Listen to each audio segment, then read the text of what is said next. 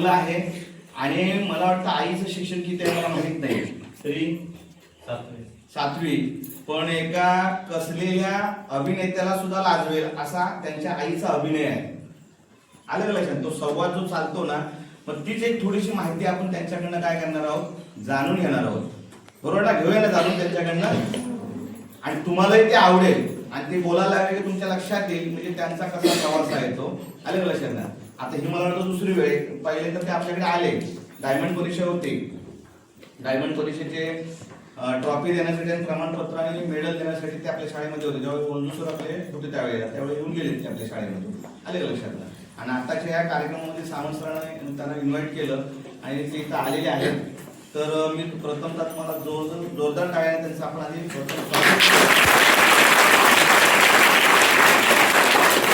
आमच्या परिषदेच्या मुख्याध्यापकांना विनंती करतो की ते इथं आलेले आहेत, त्यांचा शाल श्रीफळ आणि पुष्पगुच्छ घेऊन त्यांचं आपण अभिनंदन करू आणि नंतर त्यांचे काय करू आपले विचार ऐकू.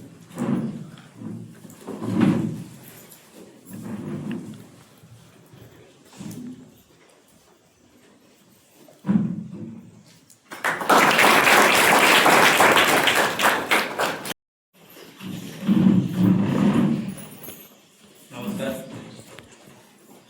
आमकडे तेवढं कमी आवाज होतो.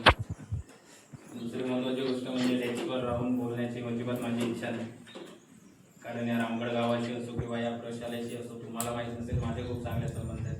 म्हणजे सावंत सर असतील किंवा वळंजू सर, जे वळंजू सर तुमच्या प्रशालेचे मुख्याध्यापक होते, त्यांचे भाऊ ज्यांच्या हाताखाली आमची पिढी घडली, त्यामुळे तुमच्याशी भले नसेल पण इथल्या स्टाफशी खूप चांगले संबंध आहेत. दुसरी महत्त्वाची गोष्ट म्हणजे जर कोणा कंटाळू येलो असतं तर आताच सांगा, ओके? कारण कसं असतं नाही का, मी माझ्या मालवणी भाषा मी काही गेले तरी सोडत नाही, कारण त्याच मालवणी भाषेत आज मला ओळख दिलेली आहे. आणि इथं बसलेलो प्रत्येक विद्यार्थी किंवा शिक्षक असो, प्रत्येकाच्या तोंडी मालवणी, बरोबर? आणि आज दिवसच भाषेचा, त्यामुळे आज आपण ज्या प्रांतात राहतो, आपण ज्या प्रांतात जगलो, लहानाचे मोठे झालो, ज्या प्रांतात आईच्या पोटात आपलं पिंड होता, जिथं आपण लहानाचे मोठे झालो, म्हणजे खरा अंकुश तिथून निर्माण झालाय आणि आज आपण या भूमीवरती, त्यामुळे ती मालवणी सोडून चालणार नाही, बरोबर? सरांनी बरंच काही सांगितलं, मगाशी बारीकसा कानावर दिलं माझ्याकडे इंस्टाग्राम, कारण सर फेसबुकपेक्षा सध्या इंस्टाग्रामची क्रेज जरा जास्त आहे, बरोबर ना? हा, इथं बसलेल्या विद्यार्थ्यांपैकी साधारणतः 90% विद्यार्थी निदान दिवसातला अर्धा तास होईना त्या इंस्टाग्रामवर घालवत असते, 100%. ओके, सो जास्त नाही, शॉर्ट बट स्वीट, पण महत्वाच्या गोष्टी मी तुम्हाला सांगेन. काल सरांचा फोन आला, सावंत सरांचा, की असं आपण सगळा कार्यक्रम ठेवलेला आहे आणि त्यावेळी तुम्ही याल का? परंतु खरंच सांगते सर, आज ह्या दिवसाचा आणि खरंच तुमच्या शाळेमध्ये येण्याचं भाग्य माझं होतं तर असा की आज माझ्या 8 शाळा होत्या जिल्हा परिषदच्या, जिथं GPSC डायमंड टॅलेंट सर्च एक्झामिनेशनची परीक्षा लावलेली होती आणि ऐन टायमिंगला त्यांची शिक्षण परिषद लागली आणि सगळ्या शाळा कॅन्सल झाल्या. रात्री 11 वाजता मला समजलं, 11:05 सरांना फोन केल्याने सांगितलं की मी येतो. ओके, सो आज मगापासून बघतोय की बरेच सारे विद्यार्थी आहेत ज्यांनी इथे येऊन काय केलं, भाषण केली. काही विद्यार्थी ज्यांनी कविता सादर केल्या, खूप सुंदर अशा प्रकारचं समूह गान केलं. आपण बऱ्याच साऱ्या गोष्टी करत असतो जीवनात. सगळ्यात महत्वाचं काय माहिती, तिथून इथं येईपर्यंतचा जो प्रवास असतो, म्हणजे साधारण त्या 2 वर्षीचं जे अंतर आहे ते क्रॉस करण्यासाठी आपलं आयुष्य वाया जातं.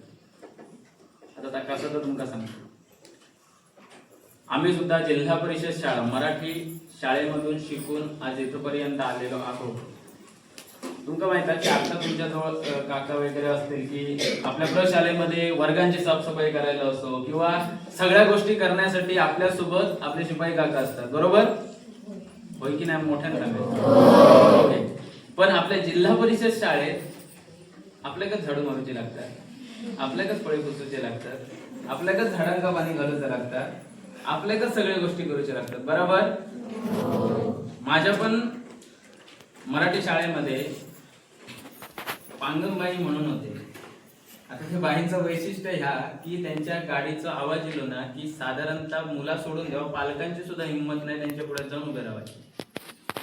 तेव्हा त्यांचं वचक होती त्या गावावर असो किंवा त्या शाळेवर असो किंवा त्या मुलांवर असो. आणि अशा शिक्षकांच्या हाताखाली तयार झालेलो मी कोणाकोणाक माहित रे की पहिल्यांदा आपल्याला नाही गोष्ट होती, एक जाळा होता, त्यामध्ये मग तो सिंह अडकतो, त्यानंतर तो एक उंदीर असतो की तो ते जाळं पुढे चढतो, त्यानंतर तो बाहेर पडतो आणि कृतज्ञता व्यक्त करतो. बरोबर? माहिती आहे, हातवर करा कुणाकुणाला माहिती. ओके गुड, हात खाली करा.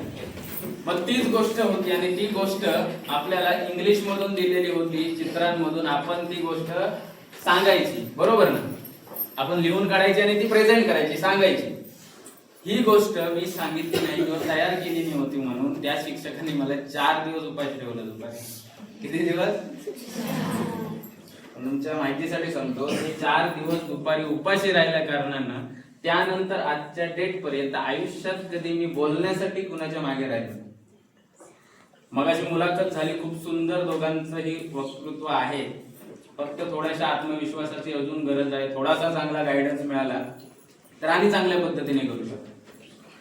दुसरी महत्वाची गोष्ट, तुम्ही मालवण तालुक्यात आहात आणि मालवण तालुक्यामध्ये एकमेव म्हणजे कणकवली नंतर मालवण तालुका एकमेव आहे की जिथं जिल्हा परिषद शाळेपासून माध्यमिकच्या विद्यार्थ्यांपर्यंत सगळ्यांसाठी इथली मंडळं तुमच्यासाठी स्टेज उपलब्ध करून देतात. बरोबर? कारण कुणीतरी संधी देणं गरजेचं असतं की ज्याच्यामुळं आपण पुढे येत असतो. बरोबर? तुमच्या बाजूच्या आडवली गावामध्ये छत्रपती शिवाजी महाराजांच्या जयंती निमित्त एक पात्री अभिनय स्पर्धा लागलेली. कोणाकोणाला माहिती होती? कोण कोण सहभागी झाला होता? होईल ना? हो नाही ना कोण? बरोबर? ओके, हे मुद्दे सांगण्यामागचं कारण मी तुम्हाला लास्टला सांगतो. दुसरी महत्वाची गोष्ट, असे किती जण इथं आहेत जे शाळेत असो, एक अपॅरेंट असतो किंवा एक काहीतरी रूल्स रेग्युलेशन असतात, त्यामुळे आपल्याला बऱ्याच साऱ्या गोष्टी पाळाव्या लागतात. परंतु इथून मालवणात गेल्यानंतर मालवणी बोलतात. किती जण असतात? हातवर करा.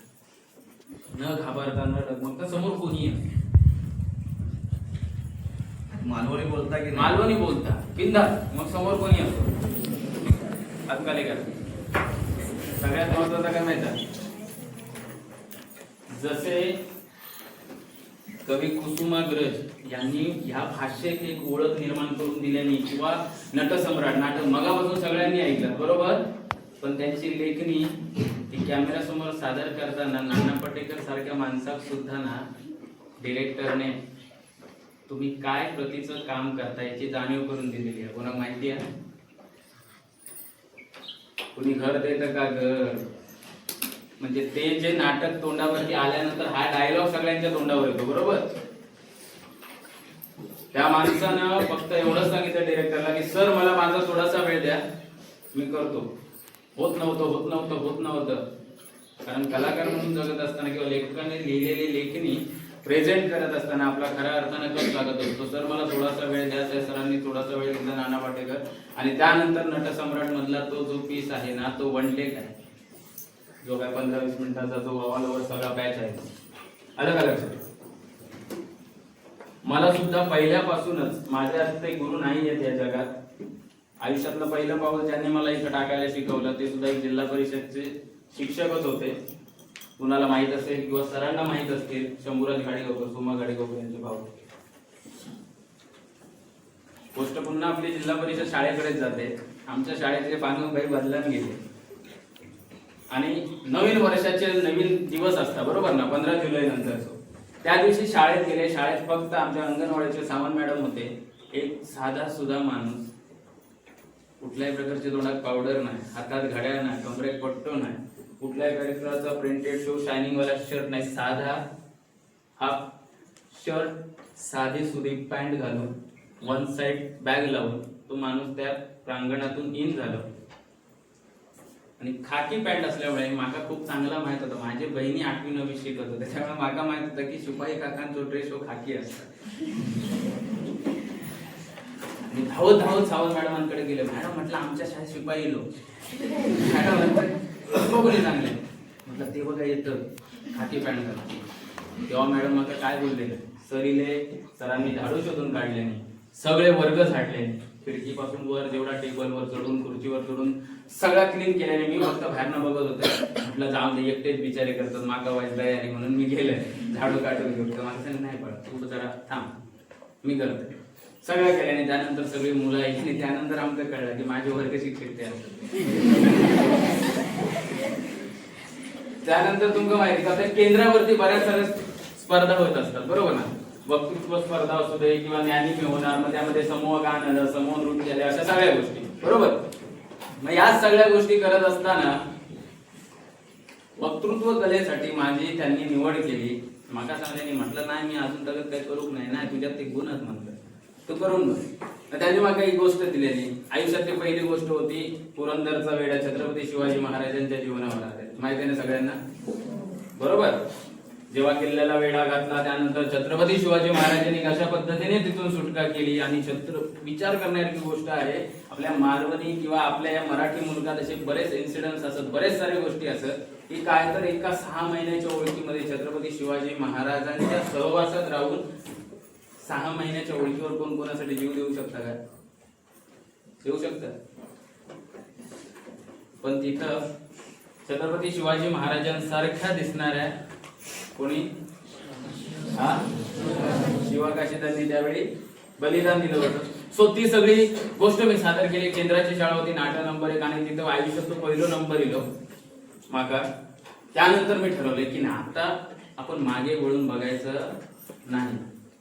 असं घडत गेलं, बऱ्याच साऱ्या गोष्टी करत गेलो. पण मी मालवणीची कास सोडली नव्हती तरी पण. आणि नंतर टिकटॉक केलं, तुमचं सगळ्यांना माहित आहे, बरोबर ना. बऱ्याच साऱ्या लोकांचा वेळ किंवा त्यावेळी कोविड होतं, बरोबर ना. कोविडमुळे आपल्याजवळ एकच पर्याय मोबाईल आणि टीव्ही. आणि अगदीच काही नसलं तर काय पाहुणे सोयीवर रावळे सगळेजण जिल्हा परिषद शाळेमधून पुन्हा घरात गेलेले होते 14 दिवस क्वारंटाईन, बरोबर. त्यामुळे ते सगळे पुन्हा आपल्यासोबत असायचे, मजा मस्ती. सो त्या ठिकाणी मी टिकटॉक वरती व्हिडिओज करून सुरुवात केलंय. माझा लक एवढा खराब आहे तुमका सांगतोय, 4च व्हिडिओ केले ना, 5व्या दिवशी टिकटॉक कायमचा बंद झाला. पण ते 4 व्हिडिओ एवढे व्हायरल झाले होते. कारण काय माहितीये, मी टिकटॉकला सोडायचो, मग व्हॉट्सअपला सुद्धा सोडायचो. सगळे मित्र मैत्रिणी काय ग्रुप असतील त्यावरती, मग कोणातरी पाठवायचे, मुलं स्टोरी लावायची. मग लोकांना कळलं की हा असा कोणतरी आहे जो चांगलं करतोय.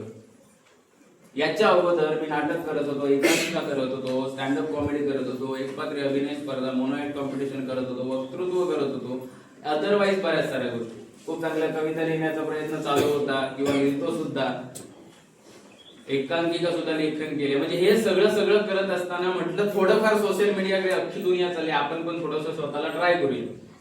म्हणून मी पुन्हा ज्यावेळी इंस्टाग्राम आलं, मग इंस्टाग्रामवरती बऱ्याच लोकांनी सुरुवात केली. कोकण आर्टिस्ट गलंकिता वालावलकर सगळ्यांच्या तोंडात नाव होतं, बरोबर.